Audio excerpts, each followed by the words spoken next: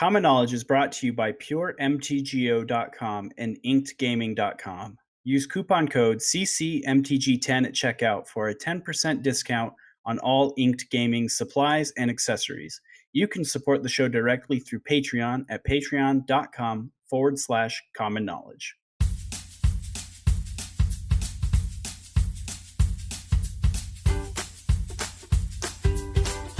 This is the Common Knowledge Podcast. It's not about the cost, it's about the knowledge. Here are your hosts, Brandon Clark and Lobbert. Hey everybody, welcome to the Common Knowledge Podcast. This is episode 67, and we're going to be doing our power rankings, so buckle up. I'm Brandon, and this is Sean. Good morning. Yeah, Sean's tired because I have stuff to do tonight, and this is my only day off this week, so we're recording on Sunday morning. Yep, rolled out of bed, ate a Pop-Tart, here I am. Yeah, I woke Sean up at 10:30, and he's like, it's so early. On the weekends, I stay up till 3, so... I mean, I was up till 1. Like, by the time we got the restaurant closed up, and then I got home and like ate something, and it was like 1 o'clock when I went to bed. Should we do this? I guess. First thing, we got a bit of news. I guess there were no bannings. Was there even a ban announcement coming up? I thought every set they do one, right? Maybe.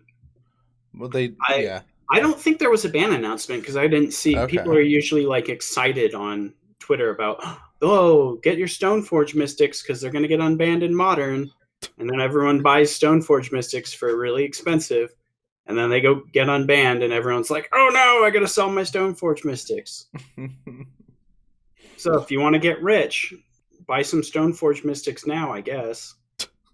And then wait for the banning and then sell them to people who are buying them. Well, okay. Well, then I guess I don't know how it works. But... I guess I don't know either. There could have been. I don't know. I also just live at a restaurant now, so I don't know anything.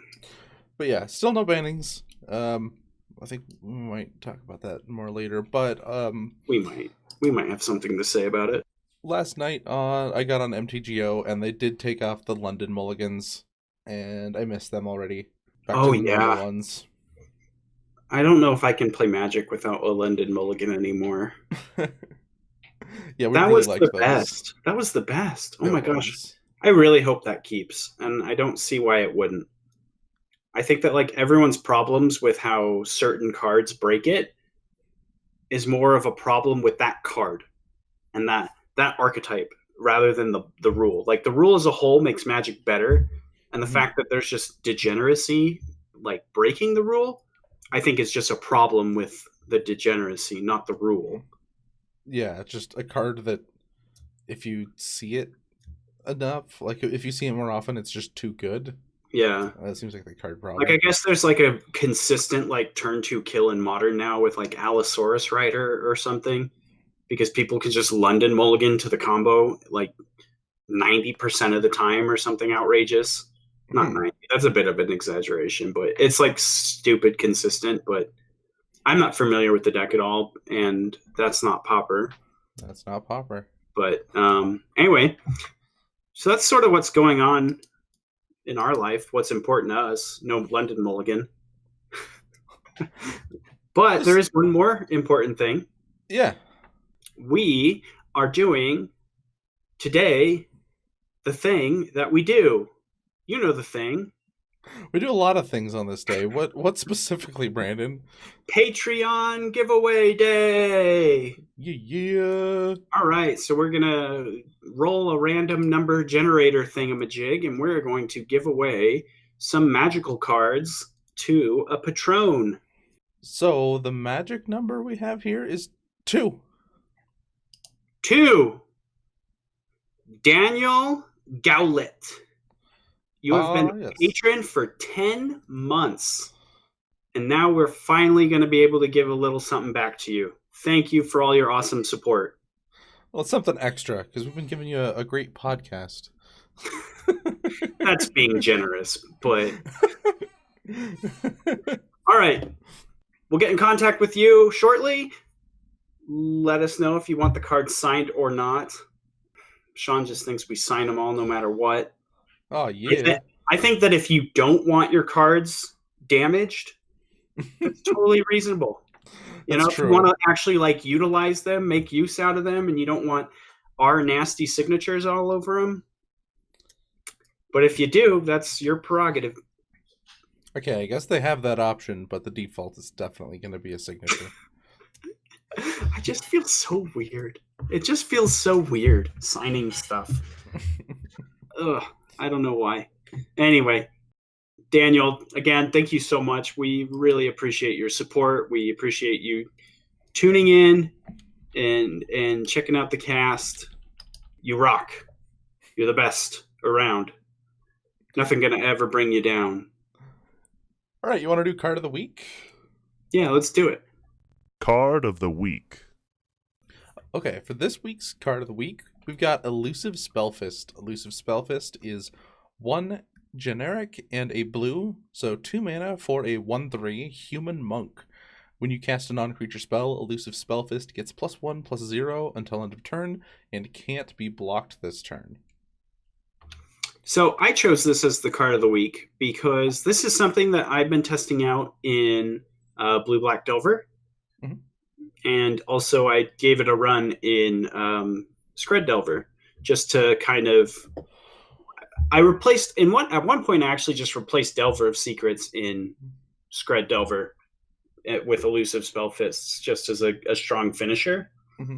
And the card's actually been popping up a lot in the BlueBlack Delvar lists recently. People have been playing 1 to 2 copies. In the cases where they're playing 2 copies, they're not playing the Stormbound Geist usually. And then sometimes there's like a 1-1 split of Stormbound Geist, Spellfist. But I think this card is actually pretty good. So it's a 1/3, so it's got the magic number for toughness. So it holds down the ground really well in the early game. If you're kind of like trying to set up, this helps you not really... It kind of just gives you extra augurs to block. I think augur is still definitely better because it replaces itself with a card, and that's really important. But this card also does this weird thing where it's super aggressive. It can just be a really aggressive early threat to just get you out the gates quick and start attacking and putting pressure on your opponent. As well as in those games where you're just trying to hold down the fort early. It's just a really strong finisher once you've kind of locked up the board, stabilized everything. Yeah, I can say as an opponent, like when I'm playing against this card, you are definitely forced to have a kill spell, because usually with at least Angler, you can start throwing away like nonsense creatures that couldn't get through anyway, and we're just kind of sitting there. Elusive Spellfist just says you're going to die if you don't have something or do something, but it can't block creatures with flying, so you're making a choice between... I think this kills your opponent a little more quickly than Stormbound Geist. It's cheaper, and it does ground blocking better, or at all. And then Stormbound Geist is the opposite. It only does flying. So I think this is probably a little bit weaker in like the BlueBlack Delvar mirror, but just its ability to kill your opponent, like that's what you're looking for. You want to kill your opponent, right? Like, this is a good card. Yeah. What I kind of like about it in the mirror is that it dodges Echoing Decay. That's true. And so it's a nice threat to get around Gurmag Angler. It can get in a lot of damage in racing scenarios. And the only removal spell in the mirror match that hits him is... Snuff Out? Snuff Out, yeah, Snuff Out. And usually you want to use those on Delvers. Yeah, paying 4 life to kill an Elusive Spellfist. You got to do it because it's going to probably deal you more damage over the course of the game anyway. But I feel like at that point, it's like done its job. It traded a card and dealt 4 damage to your opponent. So maybe it's not as big of a difference as I was thinking, because I really wasn't thinking about the Echoing Decay interaction. Yeah, so this is very good. Yeah, I like this card, and I've liked testing with it too, and it's been impressive. All right, so card of the week is out of the way. Let's just jump into the power rankings because, oh boy, wow, this is, oh much diversity. Oh, dude, holy moly. I think I'm safely in the camp of our meta is unhealthy. Something needs to be done. Yeah.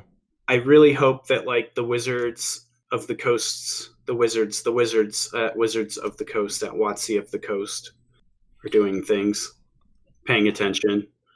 I'm going to go way out on a limb, like way out there, and say that I agree with Alex Ullman. I know it's a controversial thing to do. That's sarcasm. Well, it is, but it isn't, because for some reason people think that it's controversial to agree with him, because he gets a lot of backlash for the things he says. But like, I don't think I've ever heard anything he said where I just didn't go, "Oh wow, that made a lot of sense. I understand now." So Yeah, it's sarcasm, but it's not, because we know Alex Ullman's smarter than all of us. But a lot of people out there don't yet. Yeah, for some reason, I don't know. And his position is that a banning does need to take place. So let's read number 1 and start that discussion, I guess. Main topic. Yeah. So number 1, I don't know if anyone could have seen this coming, but BlueBlack Delvar, first place. Wow, that's crazy, right? Oh. No, what's actually crazy about this is just the number, the sheer dominance. So BlueBlack Delvar came in with 117 points this month. That is our record high. The last time that a deck even came close to getting 100 points was on a week that had 5 weeks in the month. It was that was BlueBlack Delvar that also got that high. Yeah, same deck. It was a little over 100 points.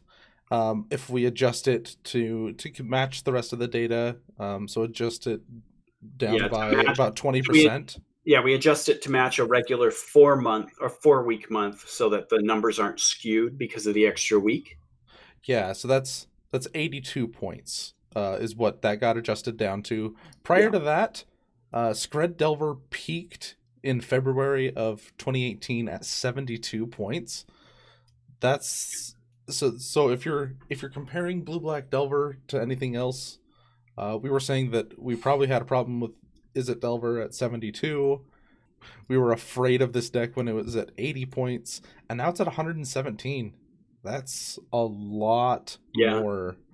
So it does matter if it can keep this number up, but my experience with the format and I think the general feel of the community is just you play BlueBlack Delvar or your win rate is going to suffer. You can play Boros Monarch and a handful of other decks, but Brews just can't stand up to this at all. Like it's just dominant in every way you look at it.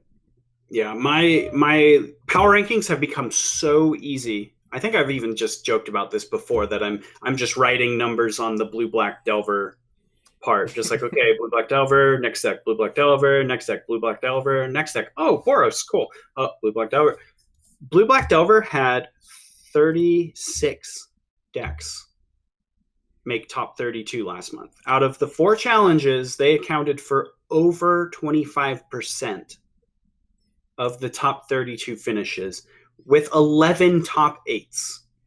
I mean, I've been gathering statistics on every deck that I've been playing, and most of them can't get above a 45% win rate against BlueBlack Delvar, and the decks that can, it's not over 50%, I'll tell you that. I think overall I'm at like 40%, 42%. There's decks that have worse win rates. I know with Burn, I think I'm at just flat 30% right now. So it's just so hard to beat that deck, and I think it's playing on a different level than everything else. It feels like you're playing Legacy. Yeah, it feels like a Legacy deck. Like there's no safe time to cast a spell. It can wipe out multiple things, and then like you're grinding them out, and then all of a sudden they've just gushed once or twice, and you're just so far behind. Yeah. Yeah, and I think too what we're seeing is the decks are getting more tuned. So like our list of decks used to be really long when we do our power rankings, and now that list is becoming more and more condensed. We're seeing less 2-point decks on these lists. We're seeing less brews. It's becoming more streamlined, and like these are the tier 1 decks, these are the tier 1.5 decks, and then sometimes something sneaks through, but it's not very often. And I think that one has to do with that Pauper is becoming more competitive. More people are playing this format competitively, and when that happens, players will gravitate to the top decks. And when we get the best players in a format playing the top decks, tuning them, tweaking them, we start to see this small polarization. Not to say that like there aren't problem cards in this format. There clearly are, and that's why the players are all deciding to play these decks, is because the problem cards exist in these decks, like Gush and Agarabulus, and I guess basically just those I view as the 2 problem cards in this format. Like Gush is the number 1 contender by a long shot, followed by Agarabulus. But actually, it's the second place deck I want to talk about, because I think that this is actually a deck that can stand up against Blue-Black Delvar.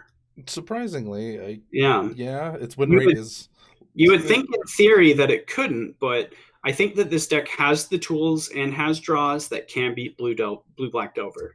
Okay. So Scred Delvar is our next deck, second place with 39 points. So a 78 point disparity. Did I do my math right? Yeah, 78. That's exactly right. That's insane. I know, you never do math right. Got him. No, but that's out of control. Yeah, I mean, if you could, you stack up 3 Scred Delvars, or it's 3 of the number 2 decks, and it's about what the number 1 deck is. That's nuts. That's just nuts. Out of control. And we've said that Scred Delvar does not have a good matchup against Blue-Black Delvar. No. So we're not even at the point in the meta where like people are like, okay, well we've got the top deck, and then the deck that beats the top deck is your number 2. We've just got the top deck and decks that maybe have like a 48-50% win rate against the deck, maybe. Yeah, and then like Scred Delvar just has a good win rate against the rest of the field, and then its Blue-Black Delvar matchup is manageable. Like it's possible for it to win. So what we've been seeing a lot in Scred Delvar, they're continuing to cut on lightning bolts. So it's not uncommon to see 1 to 2 lightning bolts, and you're seeing Harvest Pyre quite a bit. Fire Ice also is fine. Fire Ice is just incredible in this format. But then in the matchup, you have the Ice side to just tap down Gurmag Anglers, so you can get a little bit of leverage in that matchup with the card. But I think like the biggest thing about Scred Delvar, we've talked about it, its mana is so much less consistent. We actually talked about this on the episode that we recorded with Sean or you're Sean. Who's that other guy? Spencer. Oh yeah, only our boss. Yeah, that guy. I was there though. You were there. Sean was there. See, I was right. But we talked about like one of the problems with Scred Delvar is that it needs a bit more setup time than the Blue-Black Delvar deck, and the Blue-Black Delvar deck can set up and still be interacting with you. It can fetch tap lands and cast Snuff Out. You know, it can do all these things so much more efficiently than Scred Delvar that even though Scred Delvar has a few cards that give it an edge, I would say Spellstutter Sprite gives Delvar decks an edge. You know, I always thought that Blue Delvar did pretty well against Scred Delvar, and that's because I thought it was a better Spellstutter Sprite deck. But there's so many things that Spellstutter Sprite doesn't match up against in the Blue-Black matchup. But then there's things that it matches up really well against, and so it's weird. It's like the Scred decks have to draw like perfectly, and the Blue-Black deck have to kind of stumble. It feels like, and that's kind of bad if like that's the best non-Blue-Black Delvar matchup that we can think of. Yeah, and like, well, Mono Blue, the reason I think Mono Blue isn't here as just like, I think its matchup against the rest of the field isn't what Scred Delvar's is. Yeah, I agree with that. I don't know. There have been a few decks that have done kind of what Scred Delvar has done here of they spike up for a month and get pretty high on the power rankings, and then lately they've just been falling off again. I think our knowledge of just how good Scred Delvar is, we're just like, okay, well, this makes sense. But this could totally just be like, well, this is what happened this month. Next month, it could just be Tribes at number 2 and Scred's back down to 2 points. Yeah, it very well could be something weird, but I don't think we will see Scred fall out of the top 8 again. I think that people have started to understand that this deck still is a powerful option, and it has some amount of game against BlueBlack Delvar, and it's still incredible against the field as a whole. My son's playing with the dog.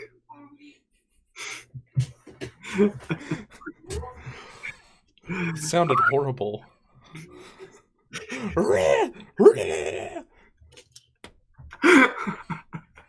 Third place on 35 points, Black White Pestilence. Still deck of the month.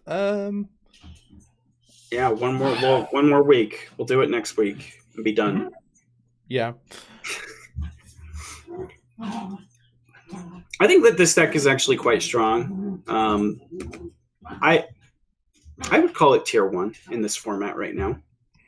Oh, dang. Well, putting it in the same tier as, I guess, BlueBlack Delvar, we're putting it S tier. So I guess we can call it tier 1. Yeah, BlueBlack Delvar is sort of on its own thing. Like, I guess like if we wanted to do that, like we would go BlueBlack Delvar's tier 1, Scred Delvar, Tron, Scred Delvar, Monarch decks, Black White are all tier 1.5. Yeah. But yeah. I mean, it's not fair to compare anything to BlueBlack Delvar. Yeah. And, my win rate against the BlueBlack Delvar deck with Pestilence, it's one of the ones that's closer to 50%. It's like 46, 47. Yeah. My win rate with BlueBlack Delvar against Black White Pestilence is overwhelmingly positive. And my win rate with Black White Pestilence is, like 45, 40%. You have tools to beat them. But one problem with the Black White deck is that it can just putter out. You've got to get something going. You got to get an engine online. And the Blue Black deck can interact with your engines so favorably because of foil and days. It's kind of ironic that the Black White Pestilence deck, if you're sideboarding out your Monarch cards because you don't want those to just be dead. Black White Pestilence can catch up, and you'd rather have a card that does catch up decently rather than Monarch or the Monarch cards that just don't. And like you're not going to be ahead, and if you are, well then it does. I guess it widens that gap, but things can just all of a sudden go wrong for the Pestilence deck. So you're taking out one of your most powerful cards in that Monarch and replacing it with, I guess, like either something to slow down their anglers in like a relic or something, or more guys with protection, the Guardian of the Guild Pact, because that card is actually very good against BlueBlack Delvar. But yeah, you're just I haven't like recorded the data, but I feel like the games that I'm winning are the games where I've resolved Guardian. If I can like resolve Guardian and Pestilence, I feel like I always win that game. But that's your combo. Yeah, the problem is one of them always gets foiled.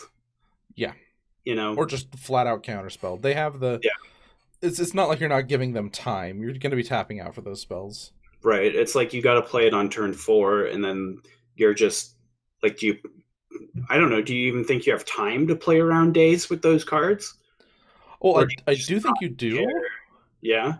Like, I think you're playing them a little, like, I play them a bit later, if at all possible. You're just throwing down your guys, Core Skyfishers and stuff, trying to cycle through your deck, and casting kill spells where you can. And using your finishers, your late game. Yeah, your like last spell out of your hand type deal.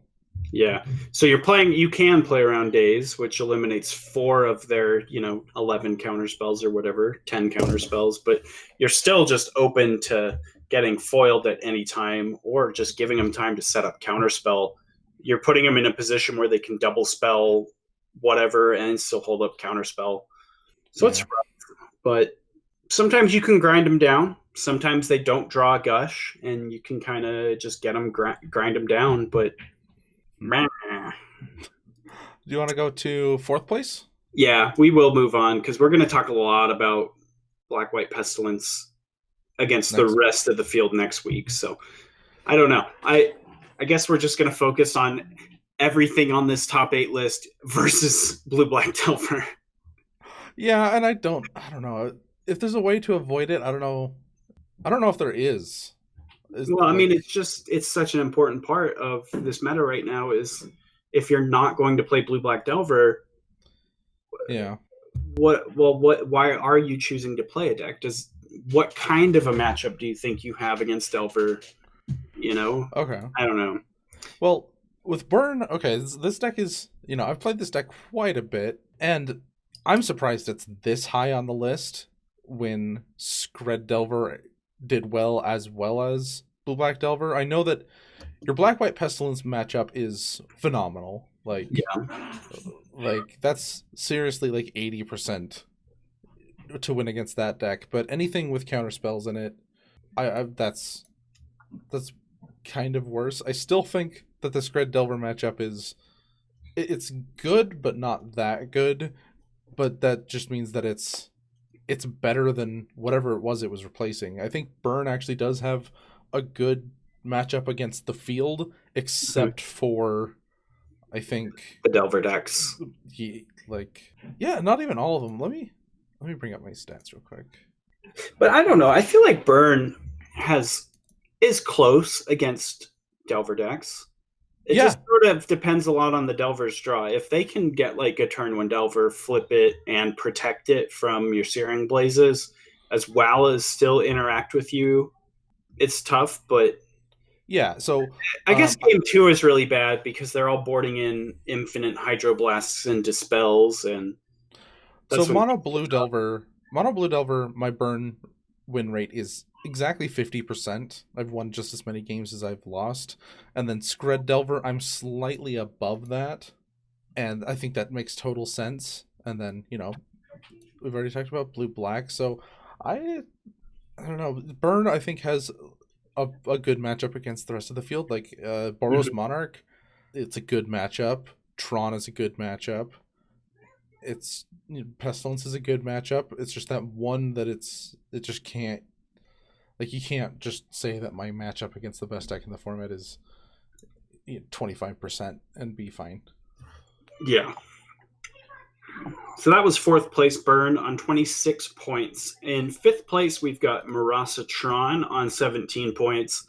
Still, I think it's just common that white is just now commonplace in the Tron decks. Yeah, I've just come to accept that. Yeah, Stonehorn Dignitary is just a mainstay in Murasa Tron at this point. So I still don't have a lot of any experience with Tron. I know you played a bit of it the month prior. Not enough to gather really significant data. I just kind of hated the deck and how slow it won, and I think that got in the way of actually collecting good data on it, which I feel bad about. It does build my respect for people who play the deck. It's not just like, wow, you have 15 mana, good job. It really is like a lot of patience. You got to know like how you're going to win the game. Capsize is a huge card in Murasa Tron for me. Like, people, like, I just lose to the card Capsize all the time because I'm just like, well, I don't have anything, and maybe if I was lucky enough for them to go for one of my creatures, I could bolt my own creature or something. But they just go for all my lands. Like, they go for everything in the correct order. So, I don't have anything to say about Murasa Tron really besides don't give people crap for playing this deck right now. Yeah. I mean, and Tron's always been fine. against the field. It's always had like a fine like Delver matchup. Delver can be slightly favored just because it always has that aggressive start. I feel like the blue-black matchup's slightly worse because Gurmag Angler is so hard for them to answer. Little creatures they can deal with a bit better. Yeah. Like, really, their only answers to Gurmag Anglers is to, like, set up something with Moment's Peace to get them to a point where they can start capsizing it. Well, yeah, or just Ghostly Flicker lock them out of the game.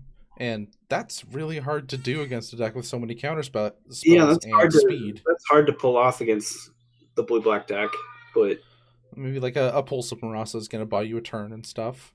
But I feel like the deck is... I just know that when I've played blue-black Delver and been matched up against Tron, like, you just kind of put a ton of pressure on them real early, and then all of a sudden you just slam a Gurmag Angler. You just hold your counterspell and your foil for like their key card on, because you don't need to counterspell everything they do. You just need to take care of like the crucial bits to pick apart the Tron deck. And I just feel like anytime I've played the matchup, I'm just smashing them with a 5/5, and I'm just sitting on answers, just like, well, what are you gonna do? You need to blink first, and it just feels rough. Like if I was the Murasa player, but. The Tron deck, I feel like it beats other control and mid-range decks, but I don't know. Doesn't seem like there's a lot of that right now. It has game against the aggressive decks. It does well against the control and the mid-range decks, but the combo decks like Tribe and Boggles do beat it, just because they do have that potential of speed, and they just Boggles keeps coming at it, and Tribe is just so fast and has counterspells. Yeah. And then, like, I think Black-White Pestilence, it has a really good matchup against. So, like, there are decks that it has good matchups against, but I still think this deck is going to continue its decline. Yeah. And that's what it's been doing. It's been 28, 25, 21. We're at 17.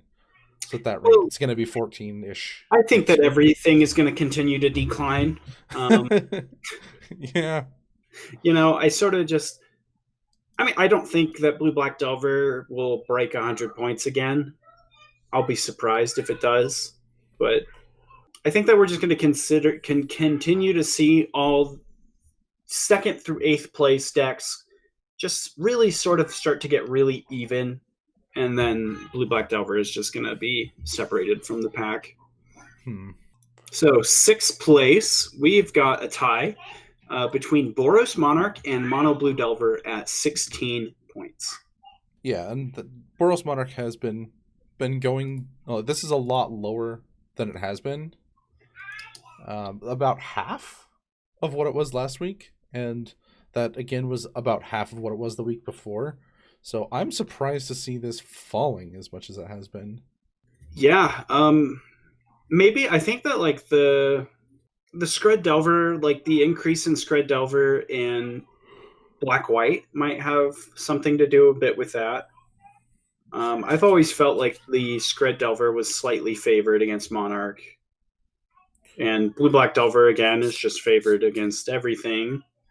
And then Black-White Pestilence... You've got Burn doing really well, Murasa Tron doing well this month. And Black-White Pestilence, I do think, has a good matchup there. Yeah. So, like, 1st, 2nd, 3rd, 4th, and 5th place decks all have pretty good matchups with Monarch. It just seems, it's kind of like, why do you even want to be playing a Monarch deck right now? Like, I think what Monarch did well was beating up on a lot of the weird stuff. Yeah.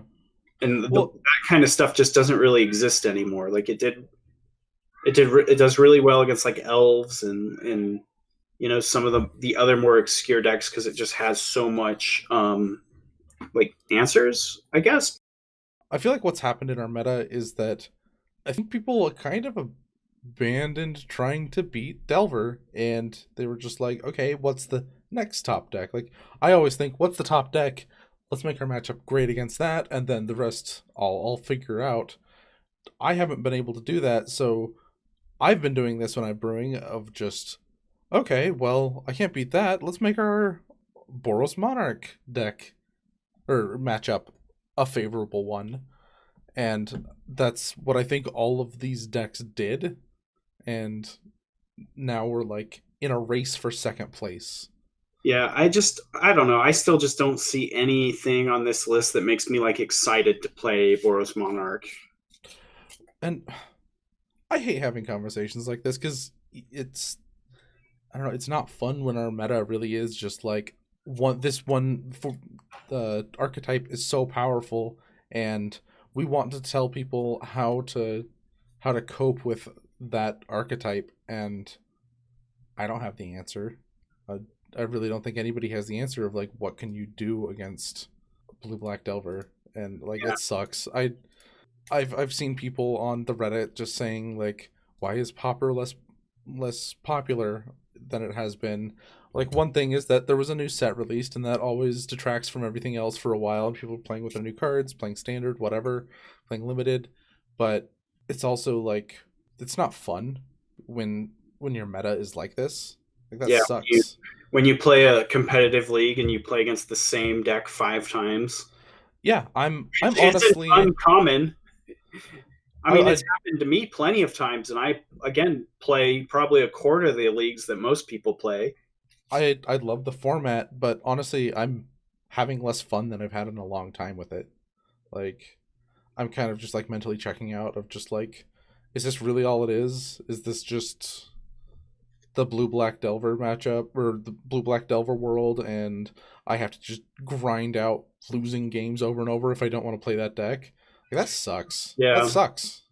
It does, and it's not as fun either. When I was like first on this deck, when I was like, this deck's insane, and no one knew it yet, and I was just beating people left and right. That was a blast. Well, yeah, but now it's like I just play the mirror, and I'm just like, the mirror is not that fun to play because it can get very one-sided. Like, oh well, he drew a counterspell, or he drew a gush, I didn't draw my gush, or I just couldn't find an answer to his Gurmag Angler in time, or whatever. The matches can get very one-sided, and it's not very fun. Yeah. So, sorry, listeners, but I think I think a lot of people echo that sentiment of just... It makes me incredibly sad to, like, say it, but Gus just, like, has to go. Yeah. Like, I know that a lot of people are like, well, it's no different than like Legacy's the Brainstorm format, Gush, like Pauper is the Gush format. And I think that like the difference between Gush and Brainstorm, I mean, there are a lot of differences, but I think like the biggest one is that Brainstorm gives fair decks a chance in Legacy, as well as making the unfair decks really good.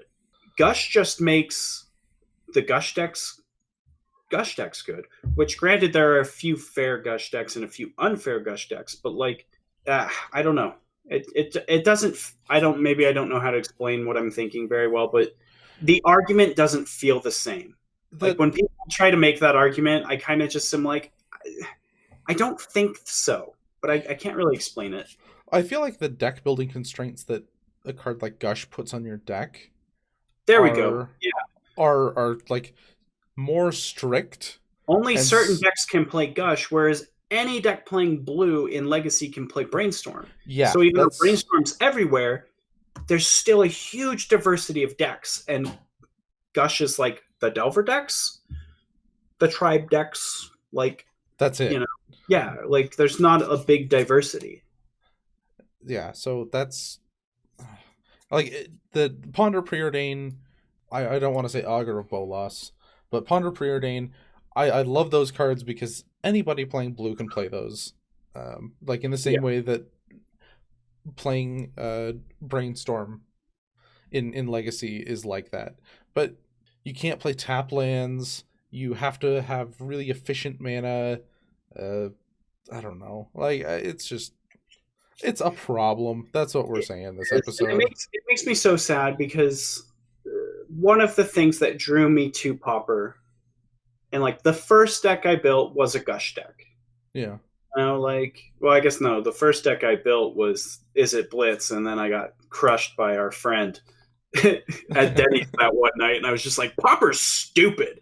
And then I didn't play it for like a year, and then you got me back onto it, and I built a Delvar Gush deck, and it was just, but it's not good. It's not good for the format. It's not healthy.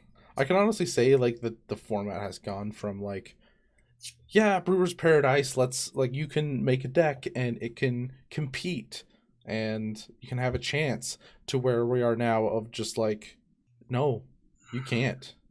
Like, you choose from this list of, like, this is the smallest list of decks we've ever had, including the 2-point decks and everything under our top 8. There's 16 decks here, where it was usually like 30. Mm-hmm.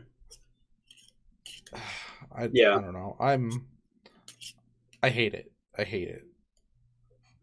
Yeah. Let's get off this though, and let's finish our top 8, and then we've got a couple honorable mentions that might liven things up a little bit. 7th place, Tribe combo, 14 points. This deck is great. I think this deck's really good, but I don't know. Again, this is the one thing that I'll be the most sad about Gush leaving the format. If or when Gush leaves the format, this deck 100% dies. But yeah, like, the addition of Tetmos High Priest in this deck has made it just really consistent and given it a really strong additional angle of attack, where they're kind of like in this position where you always have to be focused on the tribe, because you could just die at any time to the tribe, and then they're just beating your face with a Seeker of the Way. If you ever answer the Seeker of the Way, it comes back with Tetmos, and they just really put a strain on your resources, where they're stretching you to like always be thinking about the combo, but then still have to try to answer this Seeker of the Way that's going to come back. Or if they just answer your tribe can just come back. So that's true. I think this deck's sweet right now, and I really enjoy it. Yeah, but a sacrifice needs to be made. Yeah, I mean, if Tribe has to die for the sins of Gush, I guess that it's like, okay. We lose, because the Delver decks are still going to be a thing. We'll lose Tireless Tribe. I mean, I don't know. Maybe there's another way to do it. It certainly would be less strong. Like, it would definitely be tier 2. But maybe there's a way to make it work. But Tribe? I thought you meant like a different way to like ban Angler or something like that. Oh, no. I mean, ban Gush for sure. Okay. But like, I'm just curious. There might be another way to make Tribe work without Gush. It just makes it less powerful, less consistent. It's no longer like tier 1.5. It's like definitely tier 2. But like, if one deck has to take a huge hit so that we can go back to a metagame where you see 30 different decks in challenges, as opposed to what we're seeing now, I think that's totally reasonable. And then last we have Boggles with 13 points. We had, I think we're going to see the peak it was in March of, it had 20 points. We're back down to 13 points. So it had this little peak if you want to look at that graph, but I think Boggles is on the, I think it's one of the better decks, honestly, in the format right now. It's just people got too aware of it, and it got hated out. So I don't know. Yeah, Boggles it's a good deck that I think just got too much attention. Like for a minute. Our combo decks are just too easy to interact with, so they can't be too good for too long. Yep. Okay. Honorable mentions? Yep, that was the top 8. Let's talk honorable mentions. So there's really only 2 that I want to touch on. The first one is Bully. Bully was in 9th place with 11 points. This deck's just really falling off more and more. I think that Monarch is just the best version of the deck. I don't think that Bully's aggressive stance is really good right now. I think in certain metagames, it being aggressive is powerful. And, for people who are meta conscious, who can analyze metas really well, like, keep an eye out for it. Like, if we ever get to a point where the meta is suited for this aggressive style, like, this deck could be a good choice again. But I think right now, Monarch is just the better version. You have any thoughts on the Monarchs or no? On the Bullies? No, we've talked about it at length before, and these are your honorable mentions. I don't have any. Okay. And then the last honorable mention on 7 points, we had Is It Blitz? It got second place in a challenge. So I'm bringing this up to give Spencer a little bit of vindication because we always give him a hard time about liking Is It Blitz, and got second place in a challenge. So yeah, but we always let Spencer know when it does well in a challenge. So we're just encouraging that confirmation bias. Yeah, we don't like this deck. We're like, hey, it got number 1 in a challenge, and he's like, yeah, see, now we're like, it got number 2, and he's just like, see, it's good. So what we're actually doing is we're just encouraging the bad behavior. Yes. We're just egging him on, like, yeah, play Blitz, play it. Oh, we tease, but you can play whatever deck you want because Magic's great, but you'll lose to BlueBlack Delvar, just so you know. True facts. Because that's the world we live in. Pooper. This is the pooperest of all the Pauper formats. Yeah. Well, that was sure bleak. Yeah. But hey, no, we had great news. I'm gonna say it again. Thank you so much, Daniel Golet. I hope I'm saying that like Golet. Daniel Golet.